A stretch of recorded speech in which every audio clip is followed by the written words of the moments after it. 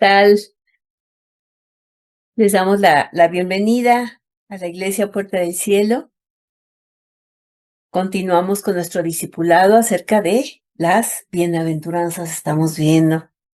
Y bueno, pues ya vimos a los pobres en espíritu, vimos a los que lloran, vimos también los mansos. Y ahora estamos para aquellos que tienen hambre y sed de justicia y cuyo galardón serán saciados, ¿verdad? Así es, así es. Esta es una bienaventuranza hermosa como todas. Y aquí nos estamos refiriendo con esa hambre y sed de justicia a la justicia que viene de Dios para salvación, ¿verdad? De acuerdo a lo que el Señor Jesús hizo en la cruz del Calvario y por la obra redentora. Dice Isaías 53, los versos 5 y 6, mas él herido fue por nuestras rebeliones, molido por nuestros pecados. El castigo de nuestra paz fue sobre él, y por su llaga fuimos nosotros curados. Todos nosotros nos descarriamos como ovejas, cada cual se apartó por su camino, mas Jehová cargó en él el pecado de todos nosotros. Entonces, a eso se refiere la obra de la redención, no que simplemente los pecados hayan desaparecido, sino que fueron pagados completamente a precio de sangre por nuestro Señor Jesucristo en la cruz, ¿verdad? Entonces, esta obra redentora, esta justicia que se nos imputa por ese sacrificio, es lo que es el hambre y la sed que es bienaventurada.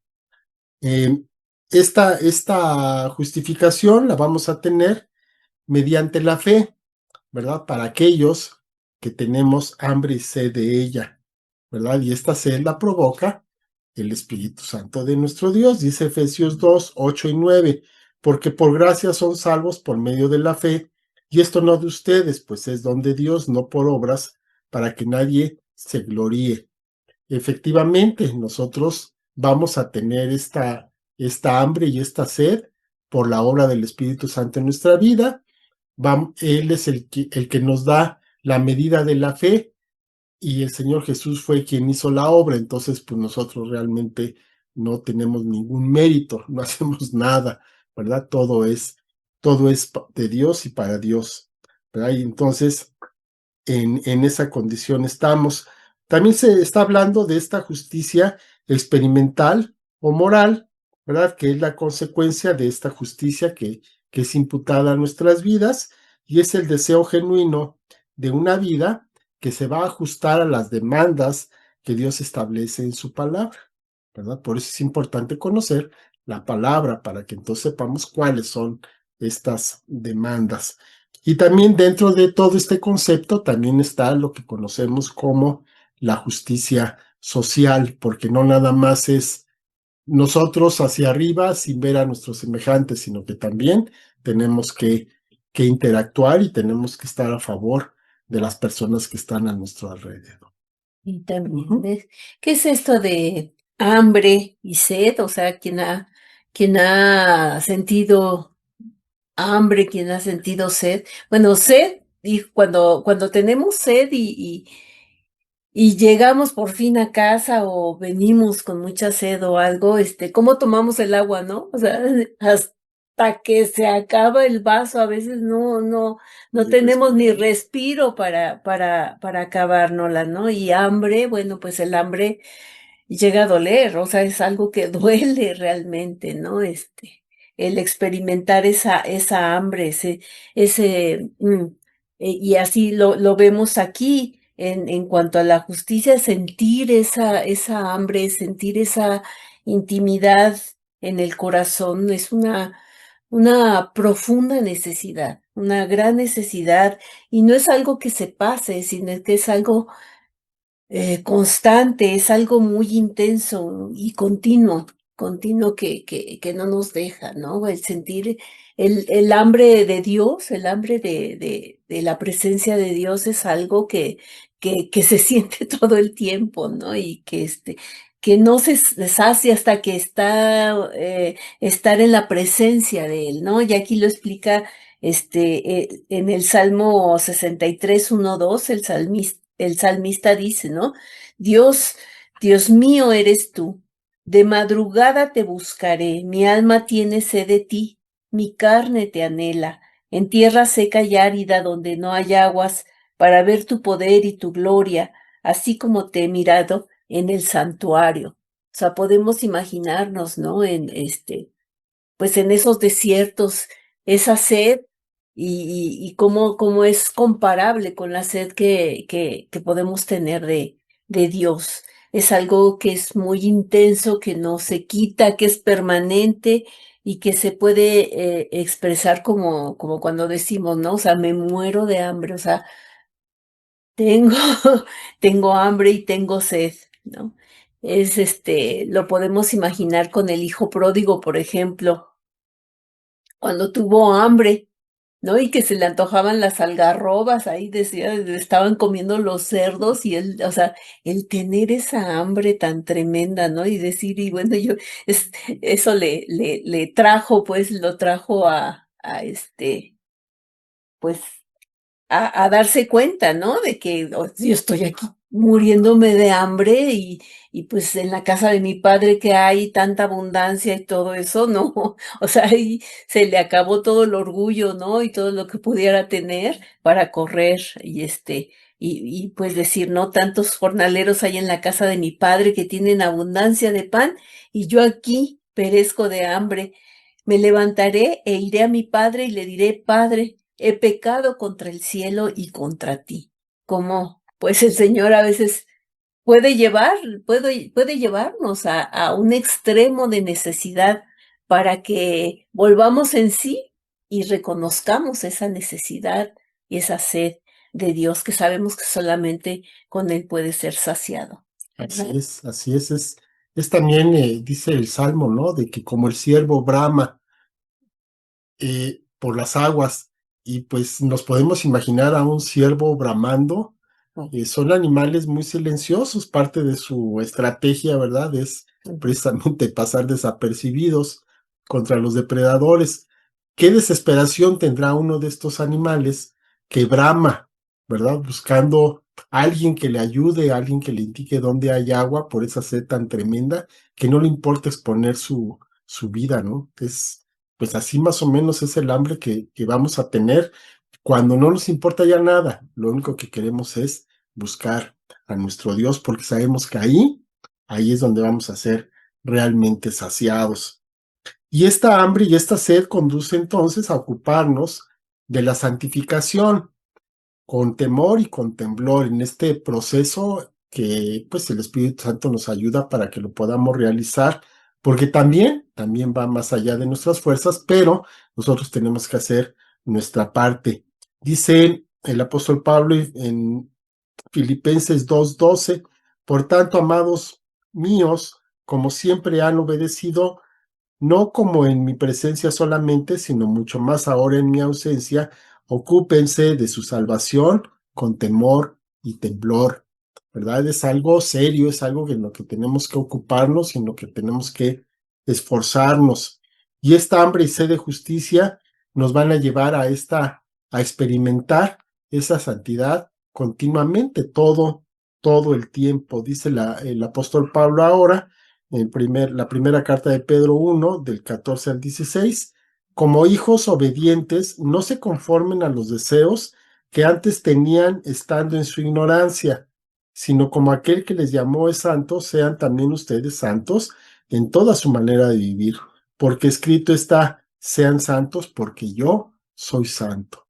Entonces, como nuestro Dios es santo, es que nos puede exigir, nos puede pedir esta misma santidad. Él no nos va a pedir algo que no haya hecho él primero, ¿verdad? Entonces, en este estado de santidad en que Él se encuentra, si queremos realmente tener acceso a Él, pues necesitamos también estar en ese mismo estado, ¿verdad? Dice también Pedro, la primera carta de Pedro 1, pero ahora en el 2:2, deseen como niños recién nacidos la leche espiritual no adulterada, para que por ella crezcan para salvación. ¿A qué se está refiriendo? Pues esta enseñanza, ¿verdad?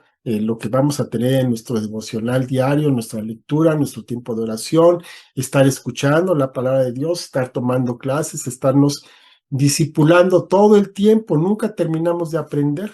Entonces siempre es necesario que estemos aprendiendo, que estemos buscando de nuestro Dios, porque si nos alejamos, aunque sea un poquito, uy, pues nos vamos a enfriar, ¿verdad? Y va a ser ya después difícil que volvamos a tomar el nivel en el que ya nos encontrábamos, es volver a empezar desde cero y a veces desde menos cero. Entonces tenemos que tener esta atención a la escritura, estarla, pues es nuestro libro de cabecera, ¿verdad? Es lo primero que vemos en la mañana y lo último que vemos en la noche.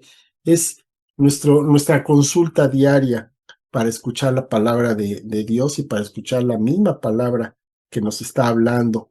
Y también, pues esto se va a manifestar en ese deseo, en ese anhelo de asistir, ¿verdad? Ya sea a las clases, a nuestra reunión de los domingos, a estar pues en contacto con nuestro Dios.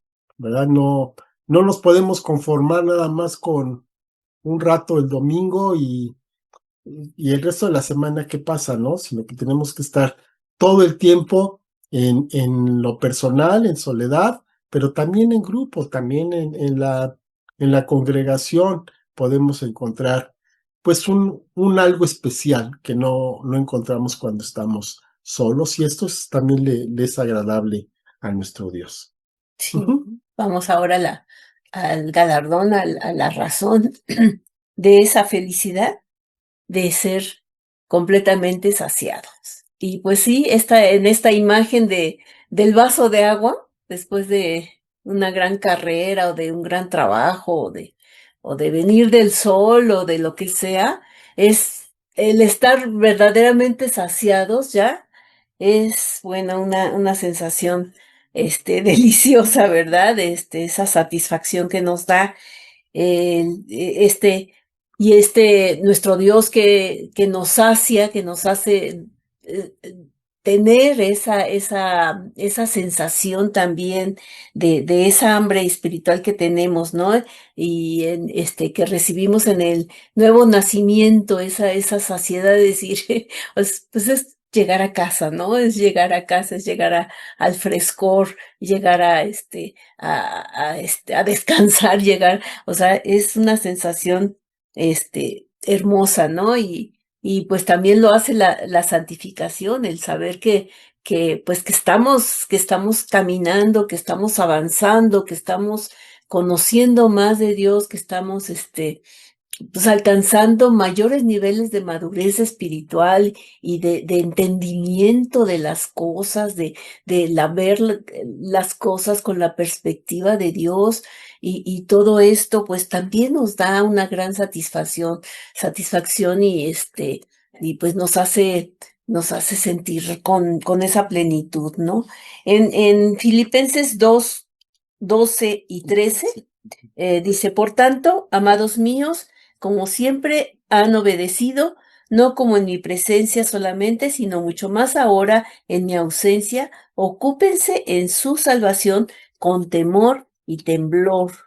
Pero dice más en el 13, porque Dios es el que en ustedes produce así el querer como el hacer por su buena voluntad.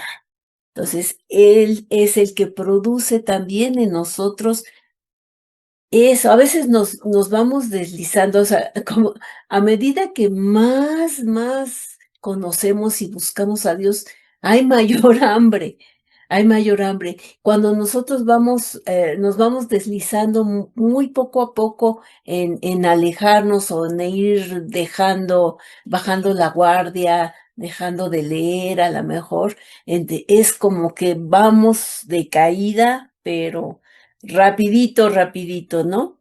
Y y la fuente de todo nuestro bien está precisamente en el Señor, y esta fuente es una fuente inagotable, inagotable. En Colosenses 2:9 nos dice la palabra, porque en él habita corporalmente toda la plenitud de la deidad. De su plenitud puede tomarse todo lo que se necesita, ¿no? Nos dice en Juan 1:16, porque de su plenitud tomamos todos y gracia sobre gracia. Y bueno, pues aquí es, yo he tenido una imagen así de esta gracia, como cuando se sube una montaña y se sube con un lazo, ¿no? Y que se agarra uno del nudo y entonces ese nudo te permite que agarres el que sigue y luego el que sigue. Entonces vamos tomando gracia sobre gracia de una cosa, vamos a decir, un logro, un, un estado de gracia de parte de Dios. Podemos, de ahí sigue el siguiente nivel y el siguiente nivel. Y me gusta mucho esta imagen de la gracia sobre gracia. La transformación y el triunfo en Cristo es seguridad para cada creyente. Y nos dice 2 Corintios 3:18, por tanto, nosotros todos, mirando a cara descubierta como en un espejo la gloria del Señor, somos transformados de gloria en gloria en la misma imagen como por el Espíritu del Señor. Así que también vamos siendo transformados y esto es una maravilla, ¿verdad? Que además de ir nosotros buscando, pues vayamos adquiriendo esta imagen de parte de Dios. Y Dios nos colma de bienes a todos los que estamos hambrientos. Nos dice en Lucas 1:53, a los hambrientos colmó de bienes y a los ricos envió vacíos, ¿verdad? Entonces nos colma de bienes. Ujú. Así es, y bueno, ahora vamos a pasar a la siguiente bienaventuranza, está en Mateo 5:7, dice, bienaventurados los misericordiosos, porque ellos alcanzarán misericordia. Entonces, la quinta condición, esta ya es la quinta, la condición para ser feliz, para ser bienaventurado, para ser dichoso, es ser misericordioso. ¿Qué es la misericordia? Pues es, en la misma palabra lo dice, es la compasión por el que es miserable, ¿verdad? Entonces, ¿quiénes están en esa condición? Pues todos los que no conocen del Señor. Están en una condición miserable y con ellos es con los que tenemos que mostrar esta misericordia. No solamente con los hermanitos cuando estamos en la iglesia, no solamente cuando estamos en familia, en nuestra casa, cuando estamos con amigos, sino al contrario, cuando no estamos con ellos, ¿verdad? Ahí es donde debemos mostrar esta misericordia, que es la capacidad de perdonar al pecador, al que ha pecado contra nuestra persona, al que nos ha ofendido, al que nos ha lastimado, el que tomó prestado y no nos pagó, el que no nos saluda en la mañana, ese que nos ofende, a veces adrede, a veces ni siquiera se da cuenta, pero que nosotros nos sentimos mal nada más de verlo, a ese es al que tenemos que perdonar. Con ese es con el que tenemos que mostrar la misericordia que Dios ha tenido con nosotros, ¿verdad?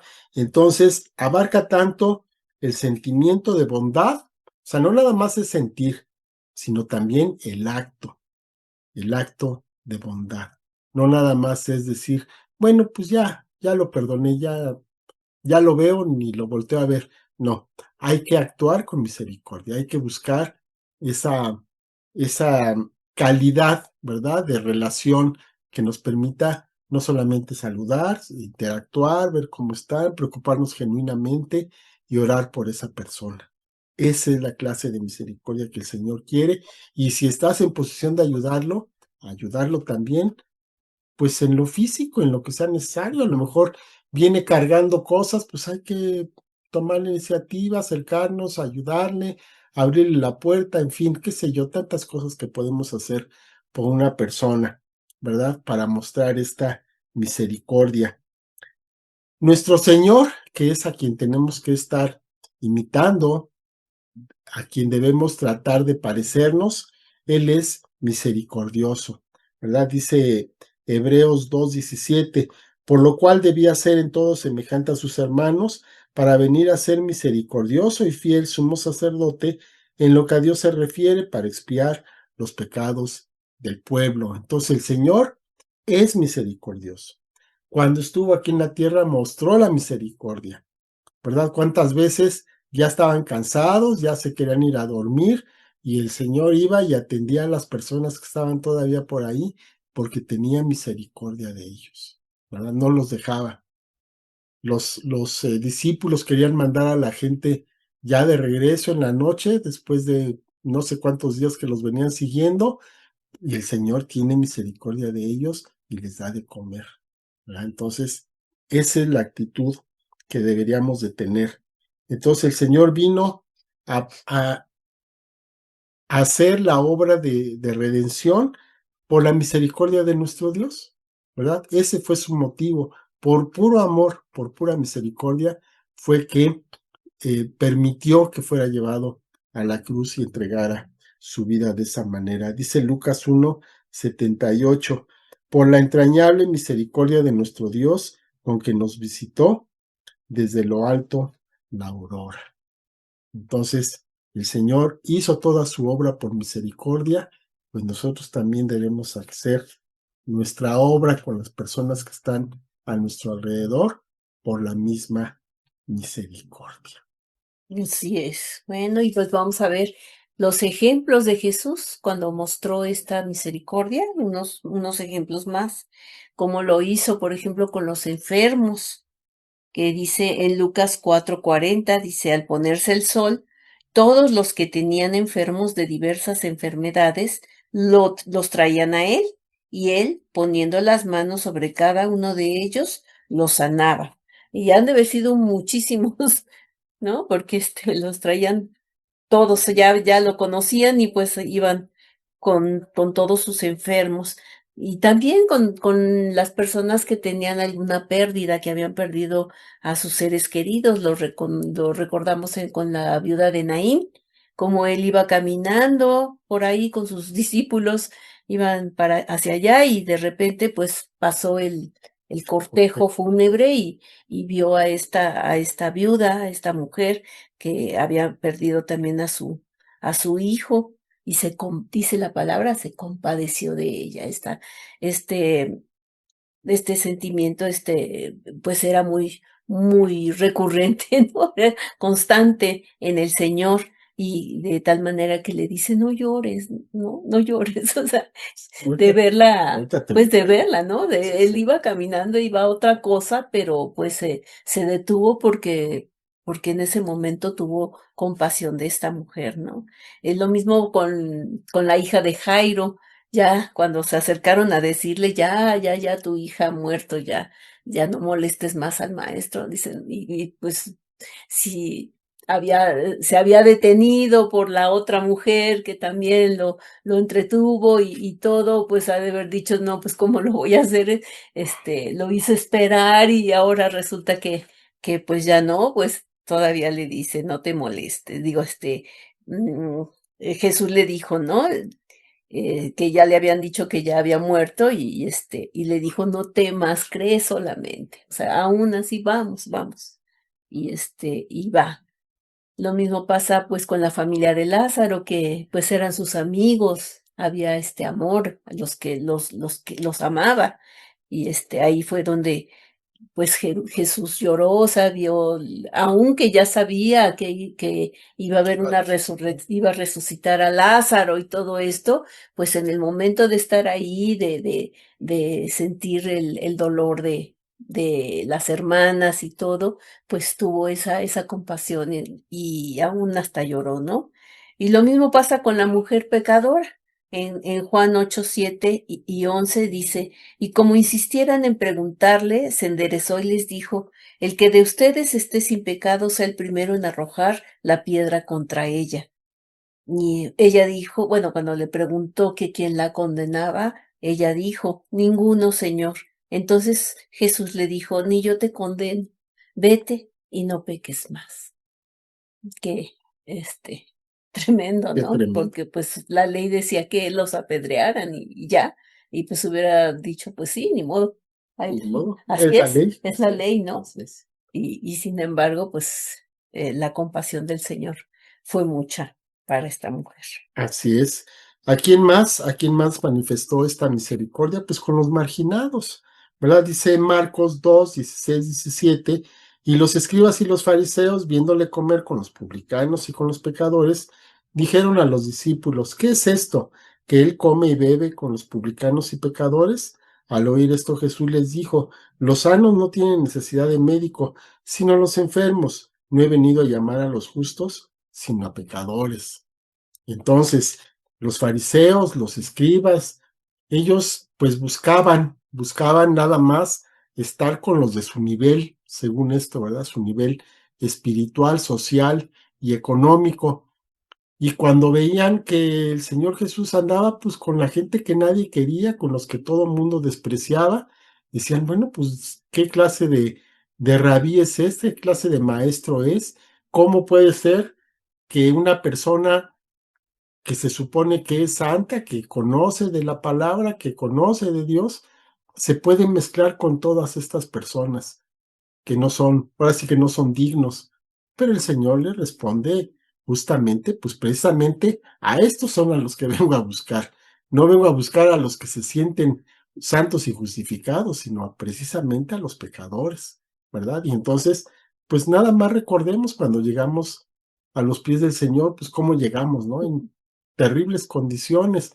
Entonces, a veces, pues nos sorprende, ¿verdad? De que llega una persona que estaba igual que nosotros, o a lo mejor un poquito mejor, y ya no queremos tener mucha interacción con ellos, ¿no? Decimos, no nos vayamos a contaminar, pero si de eso se trata precisamente, de ensuciarnos las manos para poder levantar a las personas que tienen la necesidad de nuestro Dios, ¿verdad? Y ya, bueno, en un momento impresionante, cuando muestra esta misericordia el Señor, pues ni más ni menos que con los verdugos, con aquellos que, que lo ejecutaron, que ejecutaron la sentencia de muerte contra de él. Es algo realmente impresionante. Dice Lucas 23:34, y Jesús decía, Padre, perdónalos porque no saben lo que hacen, y repartieron entre sí sus vestidos, echando suertes. Si nos ponemos a imaginarnos ese cuadro, tremendo, aquellos jugando ahí, viendo a ver quién se quedaba con la ropa, después de todo lo que le hicieron, de que lo azotaron, de que lo hicieron caminar, de todo aquello que hicieron, cómo lo humillaron, cómo lo ofendieron, lo golpearon, le pusieron la corona, todo esto, y el Señor en la cruz ya agonizando dice, Padre, perdónalos, porque no saben lo que están haciendo. Qué tremendo, qué grado ¿de qué podemos decir? Tenía el Señor Jesús para poder decir esto. Es de santidad y de... Qué barbaridad y de Ujú. misericordia, ¿no? De que, Padre, pues no se los tomes en cuenta, pues no saben ni lo que están haciendo. Sí. Qué barbaridad, qué tremendo. La misericordia entonces es una perfección, es un atributo de nuestro Dios, dice el Salmo 62:12. Y tuya, oh Señor, es la misericordia, porque tú pagas a cada uno conforme a su obra. Aquí él está hablando de misericordia, no está hablando de justicia, ¿no? Porque es lo que nosotros podemos entender. Pues darle a cada quien lo que se merece, pues eso es justicia, ¿no? Dios habla de que esto es misericordia, quiere decir que no le va a dar lo que merece, le va a dar algo mejor. Porque si todos recibiéramos lo que merecemos, no, pues en dónde Ya. estaríamos, No. ¿verdad? Entonces, el Señor muestra su misericordia en no darnos lo que merecemos. Precisamente en eso consiste la misericordia de nuestro Dios. Y nosotros luego ahí andamos buscando la justicia. No, no la justicia, la misericordia, ¿verdad? Yo me acuerdo que hace muchos años una persona llegó y defraudó a una de mis hermanas, pues le engañó, pues le dijo que le iba a vender ahí un terreno, no sé qué tanto, y a la mera hora, pues no hubo nada, y pues ahí perdió dinero. Y entonces, pues todo el mundo le aconsejaba, no, pues ve y denúncialo y demándalo y búscalo y hazle, y que se haga justicia. Y ella respondió muy sabiamente, que me dejó muy impresionado. Dijo, no, pero es que entonces estaría buscando la justicia de los hombres. Y mejor se lo dejamos a nuestro Dios, que Él obre y que haga lo que tiene que hacer con este varón. Tómala, nos quedamos todos impresionados con la respuesta de mi hermana. Y bueno, pues sí, es que así es. Si nosotros nos vamos a la justicia, vamos a recibir justicia. Pero si nos vamos a la misericordia, vamos a recibir misericordia. ¿De qué tenemos más necesidad? Pues de la misericordia, ¿verdad?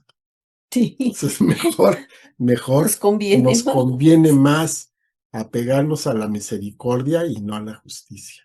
Muy bien, bueno, pues vamos a terminar esta clase y vamos a orar. Esposa, por favor. Gracias, gracias, Padre, te damos por tu misericordia, Señor, hacia nosotros. Gracias por habernos mirado, Padre, con esos ojos de amor, por haber tenido misericordia de nosotros, Señor, por habernos levantado, por habernos escogido, Señor, y por haber enviado a tu Hijo, Señor, por amor a nosotros. Te damos muchas gracias por esta obra preciosa, Señor, y pues ayúdanos, mi Dios, a tener ese corazón misericordioso, Padre, entre las personas pues que a veces consideramos pues que están mal y que no entienden, porque así estábamos nosotros, Padre, y tú nos amaste, tú nos perdonaste, tú nos recogiste, Señor, y pues que podamos, Señor, también tener ese mismo corazón y esa misma misericordia a quien parece que no la merece, Señor. Y pues te damos muchas gracias por esta clase en el nombre de Jesús. Amén. Amén. Ahorita me acordé de una ilustración que oí hace muchos años. Dicen que vamos a suponer que está un padre de familia con su hijo en su casa y entonces entra un ladrón y ahí en la trifulca y todo el asunto de cuando lo sorprenden, pues mata al hijo. Pero al final, pues es detenido, es apresado, ¿no? Entonces ahí se presentan varios escenarios. ¿Qué hace el padre, este padre de familia? Bueno, si lo entrega a los jueces, a la policía, bueno, pues entonces ahí va a haber justicia. Si lo perdona, entonces va a haber misericordia. Y sí, ya en el caso extremo, si dice, no, no, no, pues ya perdí un hijo, que se quede él como mi hijo, eso se llama gracia. Y eso es lo que Dios hizo por nosotros, tener gracia, ¿verdad? Bueno, pues muchas gracias por estar con nosotros, que el Señor los guarde y los bendiga y nos vemos la próxima semana. Hasta luego. Hasta luego. Bendiciones. Buenas noches. Buenas noches.